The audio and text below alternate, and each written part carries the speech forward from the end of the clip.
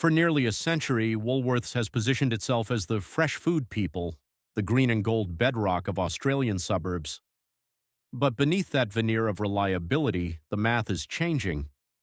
While the brand promises value, the reality for the average family is a soaring grocery bill. In 2022 alone, food prices jumped by 8%. We're seeing quiet shifts in pricing structures, rewards programs, and product dimensions that are eroding the very value we've been taught to trust. Today, we are peeling back the layers on the tactics used by Australia's largest supermarket chain. We will look at the rise of the dual pricing system, the calculated shrinkflation of household staples, and the systemic move toward automation that leaves many behind. We'll examine the margin management engines revealed in internal slides and the 18% price gap between the big players and their competitors. If you stop watching now, you're still navigating these aisles blind, essentially consenting to a system designed to extract more while giving you less. This isn't just about a more expensive loaf of bread, it's about a fundamental shift in the Australian way of life. Let's get started. The story of Woolworths is, in many ways, the story of modern Australia. Since the first store opened in Sydney in 1924, it has promised value to everyday people. Today, with over 1,000 supermarkets across the continent, they aren't just a shop. For many regional communities, they are the only option. This dominance has allowed them to become the default setting for our weekly rituals. We've been conditioned by decades of catchy jingles and green signage to believe that milk, bread, and vegetables would always be there at a fair price. We trusted the process. But that trust is being tested by the cold hard data of the Australian Bureau of Statistics. Throughout 2022, food prices climbed by 8%. For a family of four, that translates to an extra $60 or more every single week for the exact same items. A basket that used to cost $200 now sits closer to $260. We aren't talking about luxury truffles or imported cheeses. The sharpest rises have hit the core of the Australian diet: beef, dairy, cereal, and bread. This isn't a one-off spike, it's a creeping tide. We see it in the media reports of pensioners splitting their shops between 3 different stores just to make ends meet, or parents at the checkout having to make the gut-wrenching decision of which item to put back because the total exceeded their bank balance. A 2023 survey found that 80% of us are now worried about affording basic groceries. There's a growing sense of unease that inflation is being used as a convenient cover for more aggressive price hikes. Take the bread aisle, for instance. You see a loaf of bread. The tag says $3.50. It looks like a bargain, but look closer. That $3.50 is only for everyday rewards members. If you aren't part of the scheme, that same loaf is $4.20 tall. That is a 20% premium for the simple act of wanting to remain anonymous.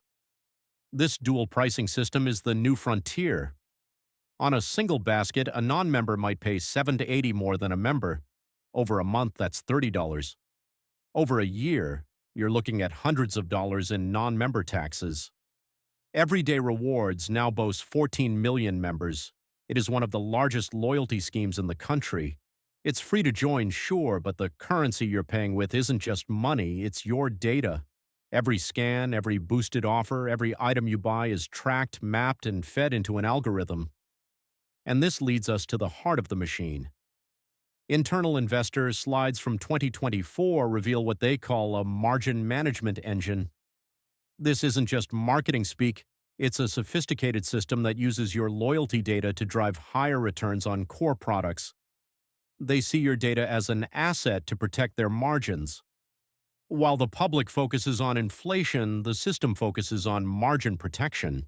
The Australian Competition and Consumer Commission, ACCC, is starting to ask the tough questions. In their 2024 inquiry, they warned that these complex pricing tiers could undermine transparency. When 2 chains control nearly 70% of the market, the power imbalance is staggering. The question is the discount genuine, or is the regular price artificially inflated to force you into a data tracking program? Interactive question. Have you ever reached the checkout and realized the special you saw on the shelf didn't apply because you didn't scan a card or use an app? I'd really like to know if you've felt that checkout surprise lately. Share your story in the comments.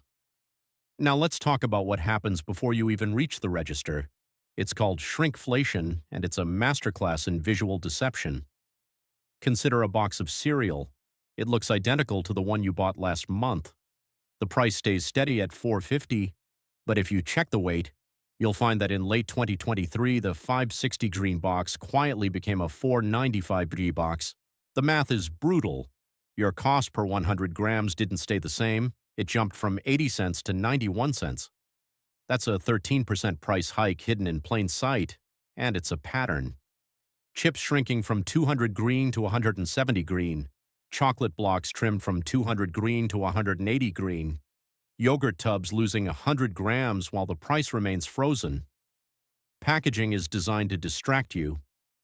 Bright colors, same great taste banners, and bold logos draw your eye away from the fine print at the bottom. While unit pricing is required by law, the font is often so small it's practically invisible to a busy parent or a senior shopper. Choice, the consumer advocacy group, found that these shrinkflation tactics often mask unit price increases of 10% to 25%. You're paying for food that simply isn't there anymore. And this is where the central twist of the system becomes clear. We often blame the economy or global supply chains for these changes, but when you look at the 6:1 ratio of self-checkout terminals to staffed lanes, or the way margin management engines are discussed in boardrooms, you realize this isn't an accident. It's a deliberate design. The system is being optimized for efficiency and profit, often at the expense of the human experience. Walk into any suburban Woolies and look at the assistance available lane. It's usually a single staffed register with a queue stretching back to the magazines. Meanwhile, the self-checkout area is a sea of beeping machines. For many, this is convenience. For an elderly shopper with arthritis trying to weigh a bag of potatoes, it's a barrier. A 2024 survey of 15 stores showed that during peak hours, the average number of open staffed lanes was fewer than 3. This shift toward automation doesn't just reduce labor costs, it changes the social fabric of the shop. You're no longer a customer being served, you're an unpaid operator of their machinery. But there is an alternative, and the numbers here are perhaps the most shocking part of our investigation. To see how much this system actually costs you, we conducted a basket audit. We compared 12 staples, bread, milk, eggs, cheese, mince, and more, across Woolworths, Kohl's, and Aldi. The results? Woolworths came in at $52.40, Kohl's was nearly identical at $51.80, but Aldi, their total for the exact same items was $43. That is an 18% difference.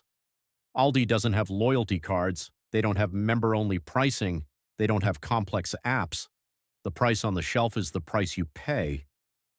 Woolworths argues their higher prices are justified by a wider range and longer hours, but for a family on a tight budget, an 18% gap is the difference between paying the electricity bill or not. It's a measurable real-world impact that proves the duopoly price is not the only way. We see the same pattern everywhere, the complexity of the member system versus the simplicity of a flat price, the rise of the machine versus the human touch, the shrinking product versus the steady price tag. These aren't just minor inconveniences. They are the signs of a market that has become so concentrated that the consumer's voice is being drowned out by the engine of margin protection. When 7 out of every $10 spent on groceries in Australia flow through just 2 companies, the balance of power is heavily tilted. We've seen how an 8% inflation rate can be leveraged into complex pricing tiers that penalize the untracked. We've seen how a cereal box can lose 13% of its value without changing its price. And we've seen how the very act of checking out has been transformed into a self-service task. The common thread here is the erosion of transparency. When pricing becomes a layered system dependent on data sharing, the concept of a fair deal disappears. But as consumers, we still hold the ultimate veto. Understanding the system is the first step toward reclaiming that power. Here are 4 practical principles for your next shop. First, ignore the bold price and focus exclusively on the unit price. It is the only way to beat shrinkflation. If the cost per 100 gron has gone up, the product is more expensive regardless of the special tag. Second, recognize that loyalty in this market is often a one-way street. If you choose to use a rewards card, understand that you are trading your privacy for a discount that non-members are essentially subsidizing. Third, whenever possible, vote with your feet. The 18% price gap we found at Aldi proves that competition is the only thing that forces the giants to recalibrate. Finally, demand transparency. Read the labels, question the member-only tags, and don't be afraid to voice your frustration when the service doesn't match the price. The future of Australian shopping isn't set in stone. It is shaped by the questions we ask today at the checkout. Every choice we make is a signal to the margin management engines that we are watching. If this investigation helped you see the supermarket in a new light, please hit the like button and share this with someone who's struggling with their grocery bills.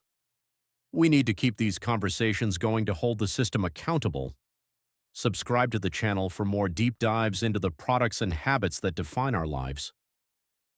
What's your grocery bill breaking point? Let us know in the comments below.